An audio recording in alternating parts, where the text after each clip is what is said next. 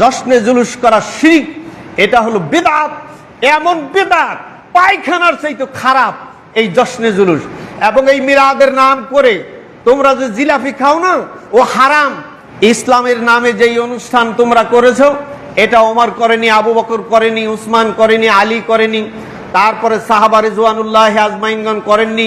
চার ইমামের ইমাম আবু হানিফা রাহিমাহুমুল্লাহ, ইমাম মালিক রাহিমাহুমুল্লাহ, ইমাম শাফি রাহিমাহুমুল্লাহ, ইমাম আহমদ ইবনে হাম্বল রাহিমাহুমুল্লাহ কেউ করেননি। এই চার ইমামের কেউ এই অনুষ্ঠান করেনি। তোমরা মিলাদ করছো। তোমাদের জশ্নে জুলুস না, ওগুলো ফকিন্নিদের জুলুস। আমরা ওগুলো ফকিন্নিদের মতো মনে করি। কারণ আল্লাহ রসুল সাল্লাল্লাহু আলাইহি সাল্লাম বলছেন যে এই পৃথিবীর যত স্বাচ্ছন্দ্য, অট্টালিকা, সম্পত্তি, এই যা কিছু আছে, বলদের কারণ বলদ জশ্নে জুলুস শিরিক বেদাত।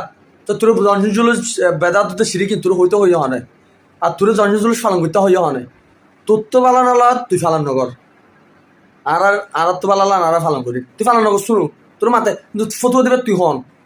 তুই যে হত হস যে স্পিকার লই তো বেদাত ভালো হয়ে যাগো, গম হয়ে যাগো ভাই। এখন এই যে ভালো হয়ে যাবে, সময় যে আছে ওনারা ভিডিও বেশি বেশি শেয়ার করে দেন। এই নয় আহলা হাদিস ওনারা চিনিলা হন।